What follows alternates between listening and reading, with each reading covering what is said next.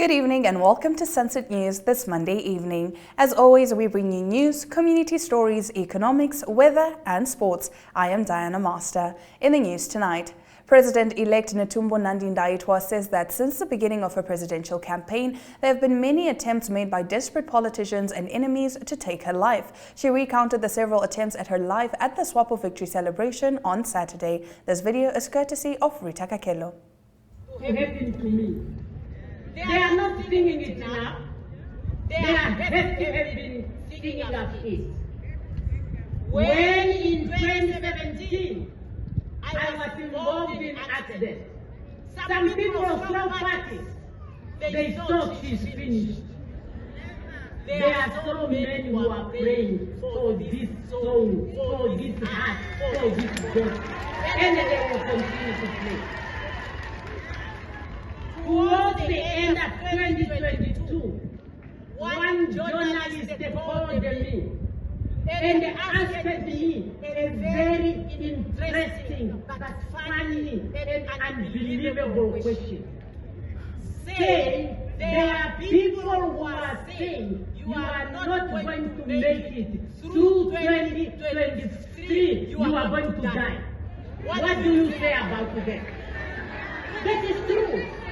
One journalist called me asking me that question. My response was, only God who knows when individuals are going to die. But if there are those who want to end their life premature, let it be. What a funny question. Getting into our next story, Star Minerals shareholders have voted through the company's proposed joint venture JV agreement to earn up to 85% of the Cobra uranium project in the world-class Erongo district of Namibia. The project lies just 5 kilometers from Rossing, the world's longest-running uranium mine, and is surrounded by further world-class operations, including the Husab mine and Paladin Energy's Langer Heinrich project. The farm-in deal with Canadian-listed Madison Metals allows Star to earn an initial 51% controlling stake in Cobra by investing $3.95 million US, nearly 71 million Namibian dollars across 3 years, with the opportunity to further increase its ownership to 85%. Management says the project has permits in place to immediately get drilling on an initial 6-hole program. The initial work programs, which it aims to kick off in January, will evaluate the strike potential and the twinning of some existing holes that make up the non-JORC uranium estimate. The Cobra project has a non-JORC resource of about 15.6 million tons at grade of 260 parts per million for 9 million pounds of uranium oxide. The shareholder vote comes at a time when the historically lower grade resource is experiencing a second wind on the back of continued stellar prices for the yellow uranium metal of over $77 US per pound. Star Minerals chairman Ian Stewart said Star is excited following shareholder approval, allowing the company to earn into the Cobra project with Madison Metals. The exploration team has reviewed drill planning to begin further exploration activities at the project in order to progress towards resource definition drilling as soon as possible. Under the three-stage earn-in agreement, Star must make a total of $1.9 million US in cash and shares, nearly 6.7 million in performance shares, and spend $2.425 million US on exploration over the first 36 months of the agreement. By 2027, Star will secure its 51% stake in the project and then have the option to push forward to a final 85% controlling stake. In our next story, Beatrice Kotungondo has been re-elected as mayor of Okahanja after a tied vote with councillor Isaska Katuo. Council resolves the stalemate through a secret ballot, and this video is courtesy of Aurelia Africana. For the secret vote that we casted, the number, in total, the number of the votes casted was 7. Honorable Councillor Isaska Katuo got 2 votes. Honorable Councillor Beatrice Kotungondo with 5 votes. So this means that Honorable Beatrice Kotungondo received the greater votes of the number. So she is then duly elected as the mayor of the Okahanja Town Council. More on this story as we head into community talk right after this break. As the holiday season draws near, ShopRite and Synergy Chatbot are delivering the Christmas spirit. Welcome at Santa's Wishlist. Follow the instructions to submit your drawing and letter to Santa. Step 1. Start by drawing a picture for Santa. And when you're done, just jot down a few details about yourself right next to it. Step 2. Scan the QR code and it will open up WhatsApp with a little message that says #ShopRiteSanta. Just send that message to Santa. Or if you like, you can also type #ShopRiteSanta into WhatsApp and send it to the number as indicated. Step 3. Follow the simple steps in the chatbot and submit your name and age, and most excitingly, the present you've picked from the list. Don't forget to include your physical address so Santa can find his way to you. Step 4. Once you've completed the previous steps, snap a photo of your drawing and your letter to Santa to submit your entry. Now, remember, I'm looking forward to all the wonderful drawings and letters you'll be sending my way. See you soon.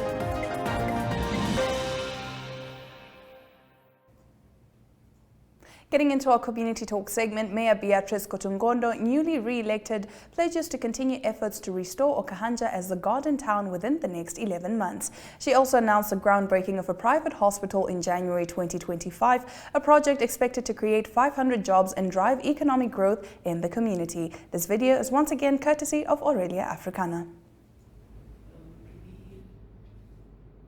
Now we are in the final stage of our 5-year term.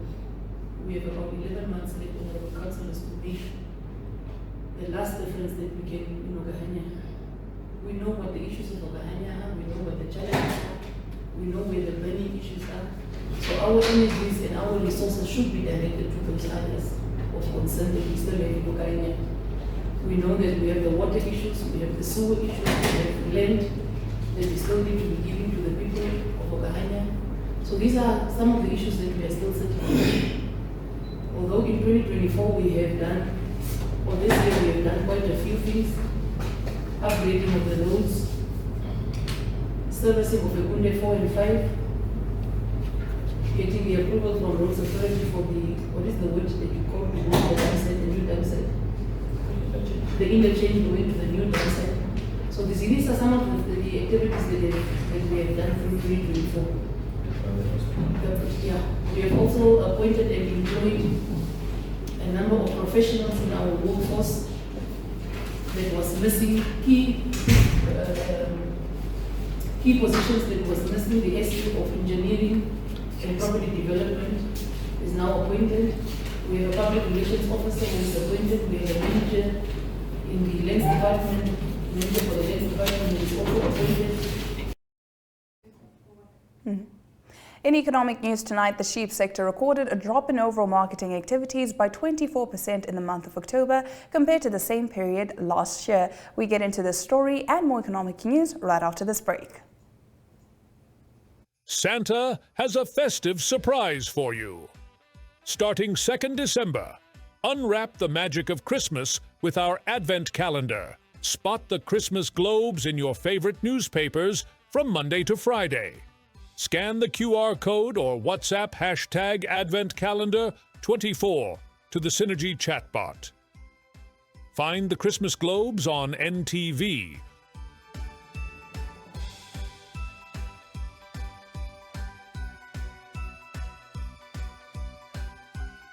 Or visit our Facebook pages for daily Advent doors from Monday to Saturday. Win daily prizes. Lucky winners will be contacted and Logistics Hub Namibia will deliver your prize. Merry Christmas from Santa and his proud prize sponsors.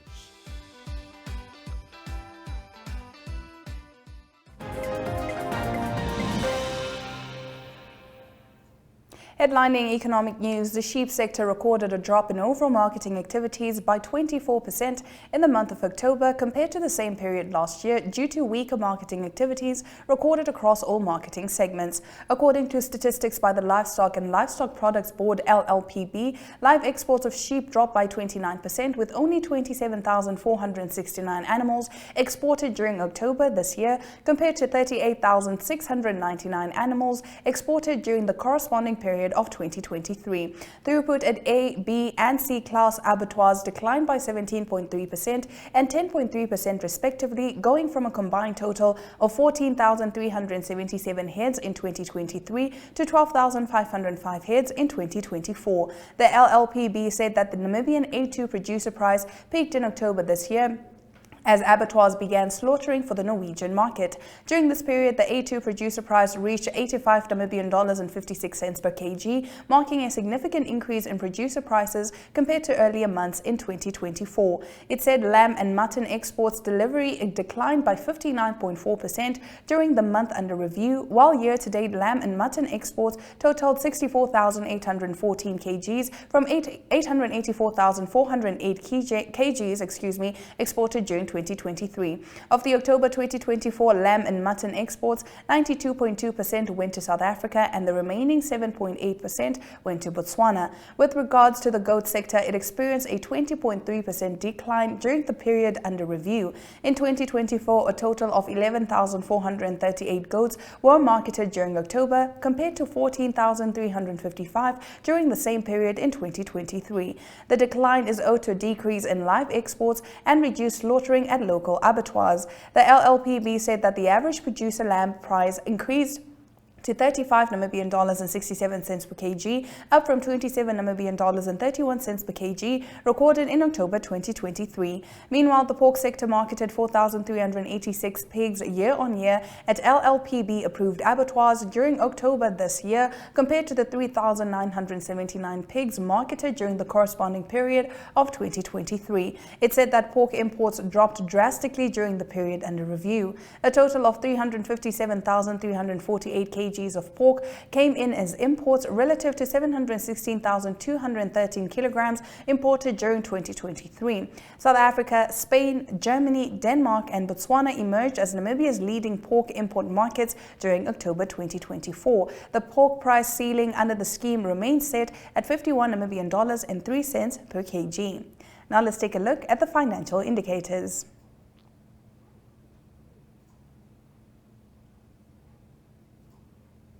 The Namibian dollar trades at 22.92 to the British pound, 19.09 to the euro, 18 Namibian dollars and 9 cents buys you $1 US, and 1 Chinese yuan is equivalent to 2 Namibian dollars and 50 cents. All commodities are down. Gold by 0.02%, now trading at $2,633 US and 33 cents per ounce. Stick around, we'll be right back with our international news, and tonight we give you an update on the South Korean president as he has been banned from leaving the country over a failed attempt at imposing martial law. Explore the beauty of Namibia with our car rentals. From wide open spaces to the plains of Namibia's national parks, enjoy the freedom of the open road. Go anywhere you want, whenever you want.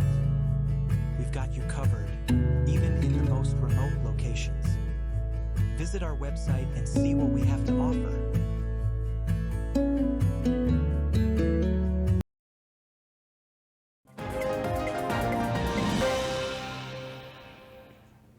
And now getting into our international news. South Korean President Yoon Suk-yeol has been banned from leaving the country over a failed attempt at imposing martial law, a Justice Ministry official said on Monday, amid growing calls for him to step down and a deepening leadership crisis. Yoon has apologized for the botched attempt and said he was leaving his political and legal fate to his ruling People Power Party, but has not resigned. He has become a subject of criminal investigation, according to local media reports. On Monday, the Defense Ministry said said Yoon was still legally commander-in-chief, but growing dissent among senior military officers against the president has thrown into question his grip on power. Oh Dong-woon, the head of the Corruption Investigation Office for high-ranking officials, said he had barred Yoon from foreign travel when asked at a parliament hearing what actions have been taken against the president. A Justice Ministry official, Bae Sung-up, told the committee the travel ban order had been executed. The panel was established in 2021 to investigate high-ranking officials, including the president and their family members, but it does not have authority to prosecute the president. Instead, it is by law required to refer the matter to prosecutor's office. While Yoon survived an impeachment vote in parliament on Saturday, his party's decision to delegate presidential authority to the prime minister has plunged the key U.S. ally into a constitutional crisis. Yoon has refused calls, including some from within his own ruling party, to resign, but his future looked more uncertain over the weekend when Yonhap news agency reported he was currently under criminal investigation for alleged treason. Prosecutors on Sunday arrested ex-defense minister Kim Yong-hyun over his alleged role in the declaration of the martial law on December 3rd, Yonhap reported. Yoon gave the military sweeping emergency powers on December the 3rd to root out what he called anti-state forces and obstructionist political opponents. He rescinded the order 6 hours later after Parliament voted against the decree. Amid the backlash, multiple military officials, including the acting defense minister, have said they would not follow any new order to impose the martial law again. The main opposition Democratic Party has called for Yoon to be stripped of his authority over the military. The DP has also demanded the arrest of Yoon and any military officials implicated in the martial law fiasco. The head of a task force established by Yoon's party to handle his eventual and orderly resignation, Lee Yang-soo, said the team would consider all options and timing for the president's early departure without any limitations. On Sunday, PPP leader Han Dong-hoon said the president would be excluded from foreign and other state affairs and Prime Minister Han Duck-soo would manage government affairs. In our next story, China's foreign ministry on Monday urged the swift pursuit of a political solution in Syria to restore stability and order following the weekend seizure of the Syrian capital by rebels and the subsequent flight of the president to Russia. Foreign Ministry spokesperson Mao Ning stated during a regular news conference that China is closely monitoring the situation and hopes all parties involved would prioritize the fundamental interests of the Syrian people. On Sunday, Syrian rebels announced on state television that they had removed President Bashar al-Assad from power, ending a 50-year family rule. The development, driven by an offensive led by Hayat al-Tahrir al-Sham HTS, a former al-Qaeda affiliate, marked a significant turning point for the region and heightened concerns about further instability in the Middle East, already plagued by conflict. HTS is recognized as a terrorist organization by the United States, Turkey, and the United Nations. The future and destiny of Syria should be determined by the Syrian people, and we hope all relevant parties will work toward a political solution to restore stability and order as soon as possible, Mao said. Now let's take a look at the weather forecast.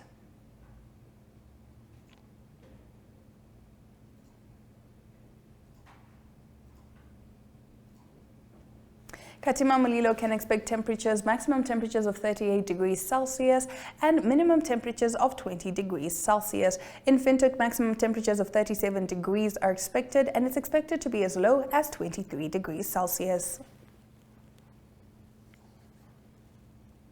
Keetmanshoop can expect maximum blazing temperatures of 41 degrees Celsius and a minimum of 25 degrees Celsius. In Ariamsvlei, it's bright and sunny. Maximum temperatures expected to hit 41 degrees Celsius and minimum temperatures to be as low as 24 degrees Celsius. We now bring you news from the sports desk, and this courtesy is proudly brought to you by SportWrap. I'm sure you've heard the news, and Namibia is calling. And it's time to answer with a smile. From the rolling sand dunes of Sossusvlei to the wildlife wonders of Etosha National Park, Namibia is a treasure trove of natural beauty and adventure. With Enjoy, booking the most renowned lodges is as easy as a desert breeze. Picture yourself sipping coffee on a deck, watching the sunrise. Paint the sky in hues of gold and orange. Or how about a thrilling safari, capturing memories that'll last a lifetime? Our easy-to-use website hosts the most beautiful lodges Namibia has to offer. Whether you crave luxury or a cozy hideaway, we've got you covered. So pack your bags and let's turn your dream adventure into reality. Namibia awaits, and with Enjoy, your perfect stay is just a click away.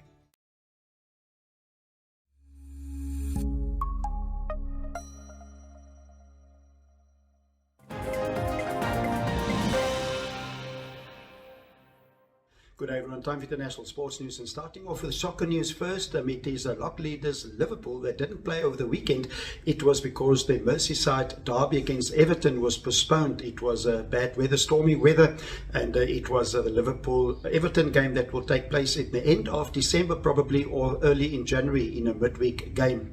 At the moment it is Liverpool still leading. They only played 14 games now. They've got 35 points. Most of the other teams, all the other teams have played 15, and it is Chelsea on 15 games with 31 points in second position. That's after a good win for them. They played away to Tottenham Hotspur, and it is Chelsea winning that game 4 goals to 3. In third position at the moment in the English Premier League, it is Arsenal. They've got 29 points. That's after 15 games. They also dropped points. They had a draw against Fulham. That score was 1-1 at Fulham. And then Manchester City, defending champions, also dropping points. They drew at Crystal Palace, and that score was 2-2. So Manchester City on 27 points after 15 games. A big game coming up this coming weekend on Sunday the 15th. It is Manchester City that will host Manchester United. So that's a big game for the defending champions to try and get closer to Liverpool. And it's Liverpool on Saturday that will host Fulham, and it is Arsenal that will host Everton. So those are the soccer games, the English Premier League this coming weekend. On to rugby news. A very successful Cape Town Sevens tournament concluded. More so successful because the local team, the Blitzbok, the men's team, they won the tournament, and they beat France in the final by 26 points to 14. So a big win for South Africa. The first win in Cape Town since 2015. In the women's division, it was New Zealand still dominating. They beat the USA by 26-12 in the final.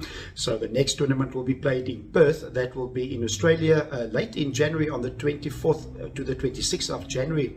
And it is at the moment on the lock table after all the tournaments added up. It is Fiji leading the men's division, and it's New Zealand leading the women. Closing off today's international sports news with cricket news. It is a South African women's team hosting England at the moment. Exciting series. There's a decider going to be played on Wednesday. That's after England won the second 50-over ODI.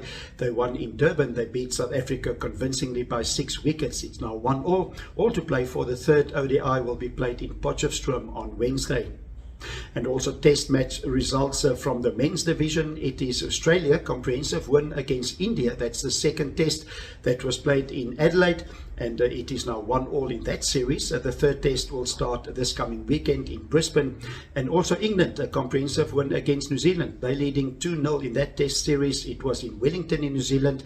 It was England winning that test by 323 runs. A comprehensive win for England. That's international sports news. I hope you have a great sport day, and we'll talk international sport again tomorrow. Goodbye.